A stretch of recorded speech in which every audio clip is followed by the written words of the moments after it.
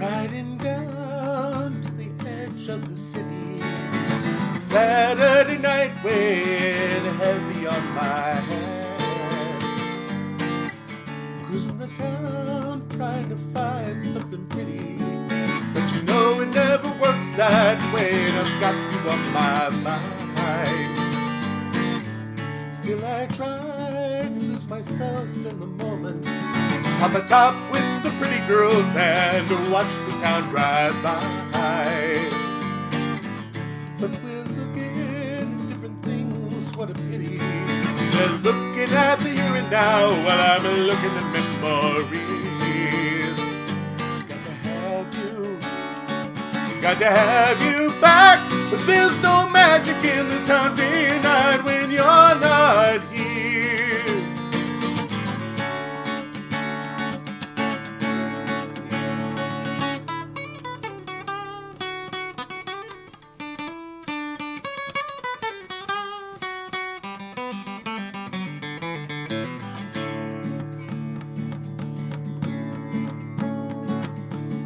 Looking around at what I can see from the porch swing, Sunday afternoon weighing heavy on my hands. Looking at the clouds, try to forget all about it, but you know it never works that way, and I've got you on my mind. Still I try to lose myself in the moment, turn the pages of a book I read once but never understood. But we're all about different things, what a pity. It's got a story to tell, but I've got one of my own. Got to have you back. There's no magic in this town day and night when you're not here.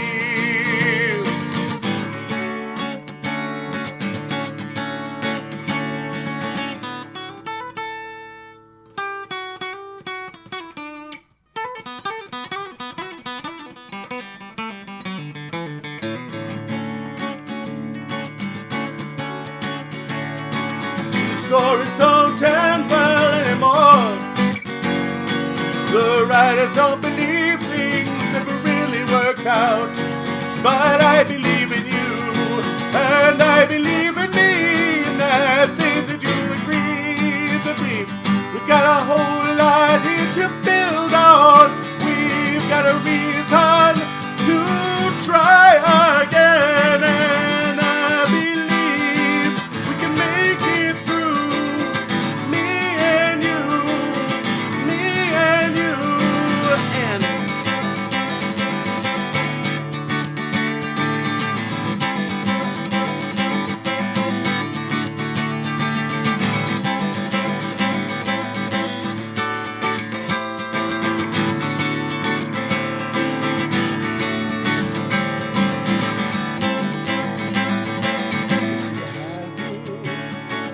Good to have you back.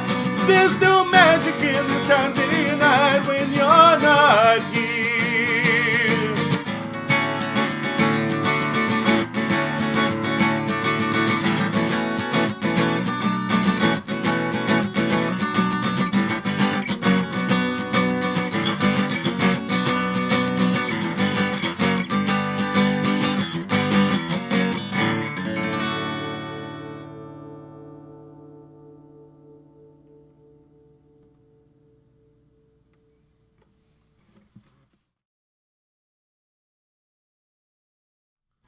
In 2009, I released the song "Got to Have You" on a duet album that I did with Joel Connor.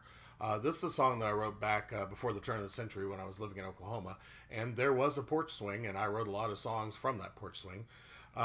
So you'll see that the porch swing showed up in the lyrics.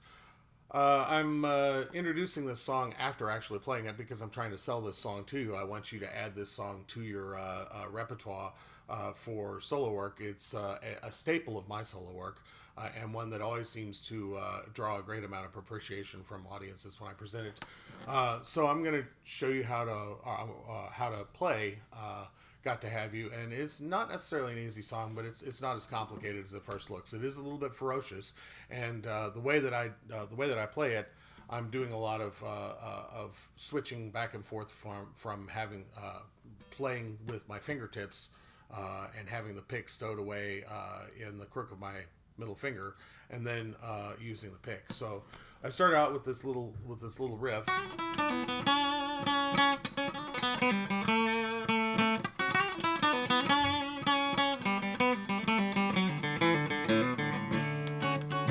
And then I switch over.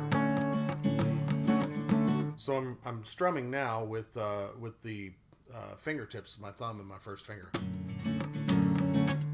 So I get kind of more of a mellow jazz sound.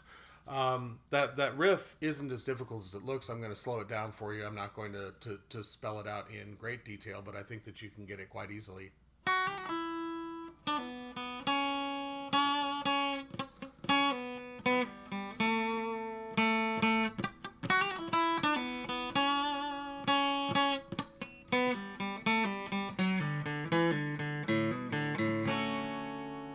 Let me play even a little bit more slowly for you.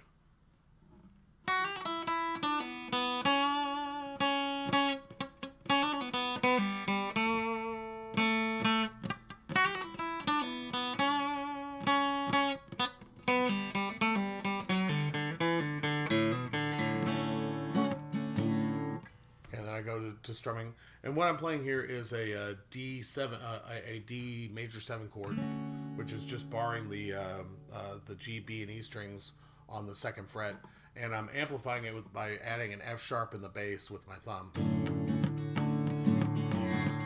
to make that just a little bit more of a rich chord, and then switch over to the pick, and this is the verse structure.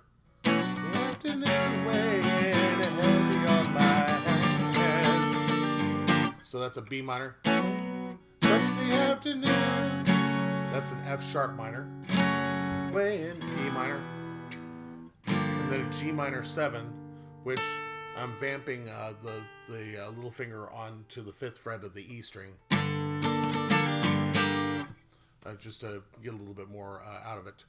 So that's pretty much the verse structure. The chorus structure, the chorus structure is got to have you. Got to have you back. There's no magic in this happy night when you're not here. So I'm going to play that. I'm using the pick on the chorus, and I'm still starting with that D minor or D major 7 with the F sharp in the bass, and then to B minor. But now I'm moving, instead of an F sharp minor, it's going to be an F major 7. Well, an F7 chord. To amplify the 7th, I'm sometimes adding the 7th on the 5th fret of the B string. And then to the G minor 7. And I'm moving the little finger up from the 5th fret to the 6th fret on the E string. And that'll give you the verse and chorus structure that'll show up throughout the song. The second lead...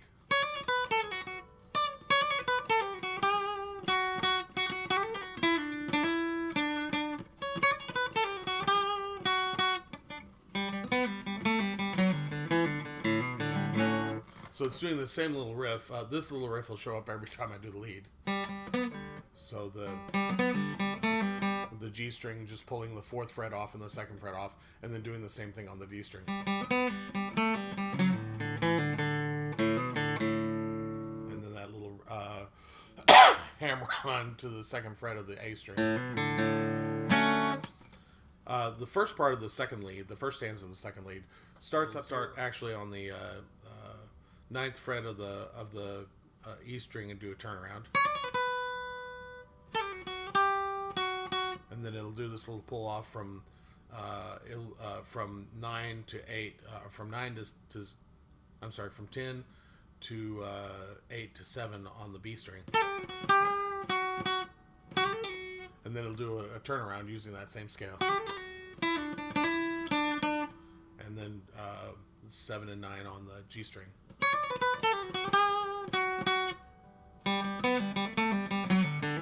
So I'm going to play that second lead very slowly for you.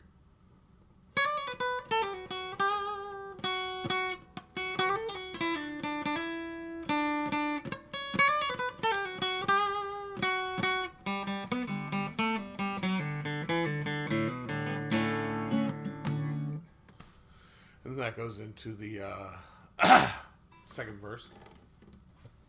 And then we have this third lead that comes out. So it's going to start on the 7th fret of the B string, hammer up to 8, and then do a hammer on and back to from the 5th fret to the 7th fret and back on the E string. And then this nice little back and forth from the 8th and 7th frets on the B string. And then a pull off from 7 to 5 on the B string. And then ends up on the 7th fret of the G string. And then it does this little riff here.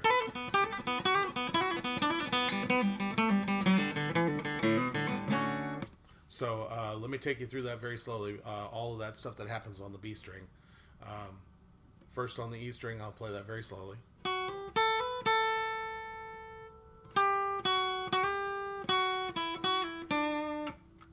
Now here's this little set of turns and pull-offs.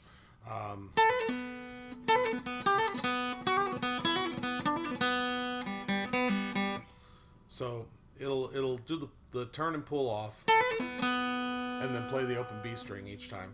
So it'll start on 10 and 12, then 8 and 10, then 7 and 8, then 5 and 7, then 3 and 5. And so it's a series of very simple riffs, but because they happen so fast, it looks fairly flashy.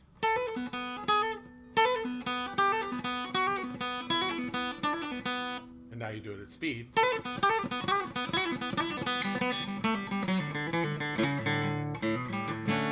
Okay, and then again this little riff that shows up at the end of every lead.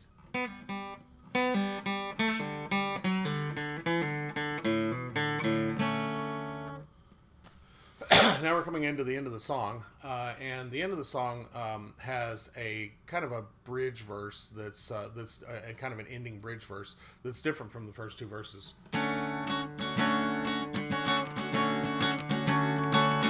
Stories don't end well anymore. So that's B minor, A, G, F sharp 7. Writers don't believe things ever really work out. And then it'll cut the G out and it'll just go B minor, A, F7. But I believe in you, and I believe in me, and I think that you'll agree. And then it ends up on a G that third time. And then there's this section that essentially goes back and forth from variations of G chords and D chords. We got a whole lot here to build on.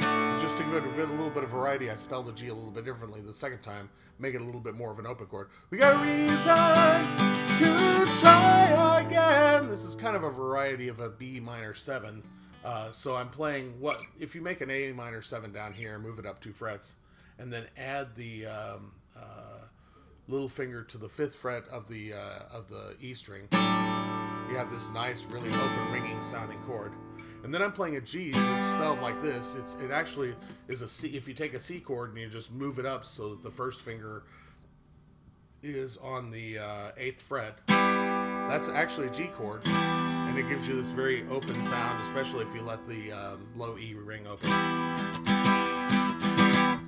And then I'm going back and forth from D and C chords all the way back down the neck. So there's a D to a C, there's a D to a C. But I'm leaving the D string open the entire time. There's a D to a C, and there's a D to a C. And a friend of mine has occasionally remarked that I take very simple riffs and make them look like something flashy. And so there's this very simple riff that's just the barring the 4 strings from the D, G, B, and E strings, and just pulling them off. So, and then just a D chord with a hammer on to the 3rd fret of the E string. And I just do that 3 times, but given the speed and the excitement that's built up to that part of the song, it still sounds pretty high energy.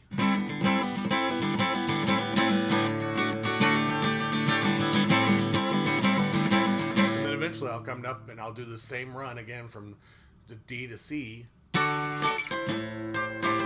to C,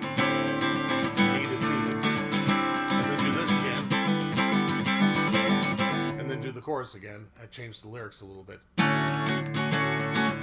to have you back. There's no magic in this empty night when you're not here. Then I've got this little ending riff of chords to pull the song together at the end, to give it kind of a Neil Diamond energy throughout the song, and particularly in the ending. So I'm playing a D major 7 chord and turning it into a regular D chord by hammering from the 2nd fret to the 3rd fret of the B string.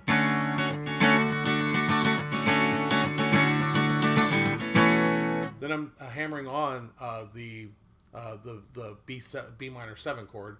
So I'm just barring all the strings that you would normally bar for the B minor 7 chord, and then hammering on the from the 2nd fret to the 3rd fret on the B string, 2nd fret to the 4th fret on the D string.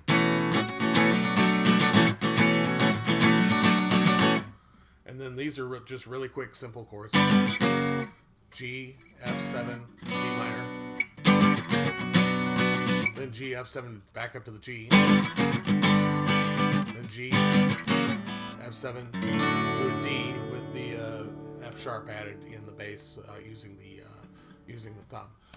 Hopefully that'll give you all the materials that you need to pull together a nice version of Got to Have You by Robert Bruce Scott. And I hope you'll visit me at www.robertbrucescott.com. If you're interested in mechanicals for this song so that you can put it on an album, contact me and we'll negotiate. Thanks.